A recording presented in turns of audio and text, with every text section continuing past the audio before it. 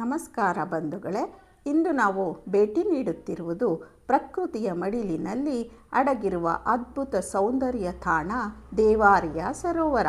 ಹಿಮಾಲಯದ ಹೃದಯದಲ್ಲಿ ಮಿನುಗುವ ಈ ಸರೋವರ ಪ್ರಕೃತಿ ಪ್ರಿಯರಿಗೆ ನಿಜವಾದ ಸ್ವರ್ಗ. ಇದು ಇರುವುದು ಉತ್ತರಾಖಂಡದಲ್ಲಿ. ಹಸಿರು ಅರಣ್ಯಗಳು ಮತ್ತು ಹಿಮಚ್ಛಾದಿತ ಪರ್ವತಗಳ ನಡುವೆ ಇರುವ ಈ ಸರೋವರ ನೋಡಲು ಕನಸಿನ ಲೋಕದಂತೆ ಕಾಣುತ್ತದೆ. ಈ ಸರೋವರದ ವಿಶೇಷತೆ ಬೆಳಗಿನ ಸಮಯದಲ್ಲಿ ಸರೋವರದ ನೀರಿನಲ್ಲಿ ಚೌಕಾಂಬ ಪರ್ವತದ ಪ್ರತಿಬಿಂಬ ನೋಡುವುದು ನಿಜಕ್ಕೂ ಅದ್ಭುತವಾದ ದೃಶ್ಯ. ಫೋಟೋಗ್ರಫಿ ಪ್ರಿಯರಿಗೆ ಇದು ಪರಿಪೂರ್ಣ ಸ್ಥಳ. ದೇವಾರಿಯ ಸರೋವರಕ್ಕೆ ಸಂಬಂಧಪಟ್ಟಂತೆ ಕೆಲವು ದಂತಕಥೆಗಳಿವೆ. ಅವುಗಳಲ್ಲಿ ಪ್ರಮುಖವಾದದ್ದು, ಸ್ಥಳೀಯ ಕಥೆಗಳ ಪ್ರಕಾರ ದೇವಾನುದೇವತೆಗಳು ಇಲ್ಲಿ ಸ್ನಾನ ಮಾಡುತ್ತಿದ್ದರಂತೆ. ಈ ತಿಳಿನೀರಿನಲ್ಲಿ ಸ್ನಾನ ಮಾಡಿ ಜಲಕ್ರೀಡೆಯಾಡುತ್ತಿದ್ದರಂತೆ ಎಂದು ನಂಬಲಾಗಿದೆ. ಆ ಕಾರಣದಿಂದ ಇದಕ್ಕೆ ದೇವಾರಿಯ ಎಂಬ ಹೆಸರು ಬಂದಿತು ಎಂದು ಹೇಳಲಾಗುತ್ತದೆ. ಇದನ್ನು ಇಂದ್ರನ ಸರೋವರ ಎಂದು ಸಹ ಕರೆಯಲಾಗುತ್ತದೆ. ಮತ್ತು ಈ ಸರೋವರದಲ್ಲಿ ಮಿಂದು ದೇವತೆಗಳು ತೃಪ್ತರಾಗಿ ತಮಗೆ ಆನಂದವನ್ನು ಉಂಟು ಮಾಡುತ್ತಿದ್ದ ಈ ಸರೋವರವನ್ನು ಅವರು ಅಚ್ಚುಕಟ್ಟಾಗಿ ನೋಡಿಕೊಳ್ಳುತ್ತಿದ್ದರು ಎಂದು ಹೇಳಲಾಗುತ್ತದೆ. ಅಶ್ವಿನಿ ಕುಮಾರರು ಸಹ ಇಲ್ಲಿ ಮಿಂದೆದ್ದಿದ್ದಾರೆ. ಅನೇಕ ದೇವಾನುದೇವತೆಗಳು ಸಹ ಇಲ್ಲಿ ತಮ್ಮ ಜಲಕ್ರೀಡೆಯನ್ನು ಆಡಿದ್ದಾರೆ ಎಂದು ಸ್ಥಳೀಯರು ಹೇಳುತ್ತಾರೆ. ಇದು ನಿಜಕ್ಕೂ ಅದ್ಭುತವಾದ ವಿಷಯ.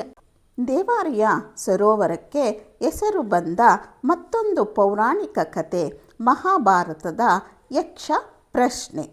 ಯಕ್ಷನು ಪಾಂಡವರು ವನವಾಸದಲ್ಲಿದ್ದಾಗ ಇಲ್ಲಿಗೆ ಅವರು ಬಂದಿದ್ದರು.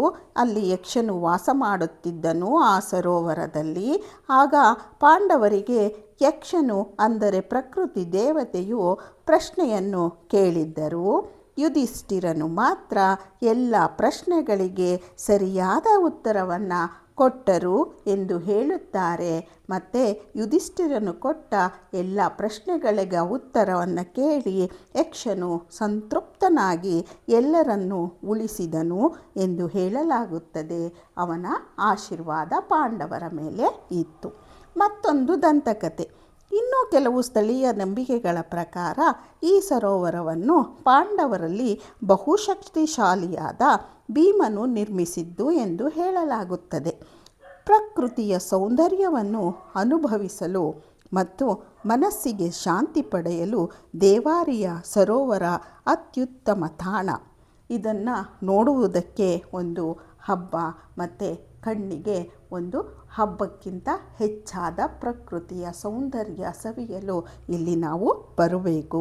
ನೀವು ಕೂಡ ಒಮ್ಮೆ ಭೇಟಿ ಕೊಟ್ಟು ಅದ್ಭುತ ಅನುಭವವನ್ನು ಪಡೆಯಿರಿ. ಧನ್ಯವಾದಗಳು ಸ್ನೇಹಿತರೆ. ಈ ವಿಡಿಯೋ ನಿಮಗೆಲ್ಲ ಇಷ್ಟ ಆಗಿದ್ದರೆ ಒಂದು ಲೈಕ್ ಮಾಡಿ, ಶೇರ್ ಮಾಡಿ, ಸಬ್ಸ್ಕ್ರೈಬ್ ಮಾಡಿ ಮತ್ತು ಕಮೆಂಟ್ ಮಾಡೋದನ್ನು ಮರಿಬೇಡಿ. ಮತ್ತೊಂದು ವಿಡಿಯೋದೊಂದಿಗೆ ನಾನು ನಿಮ್ಮನ್ನು ಭೇಟಿ ಮಾಡ್ತೀನಿ. ನಮಸ್ತೆ.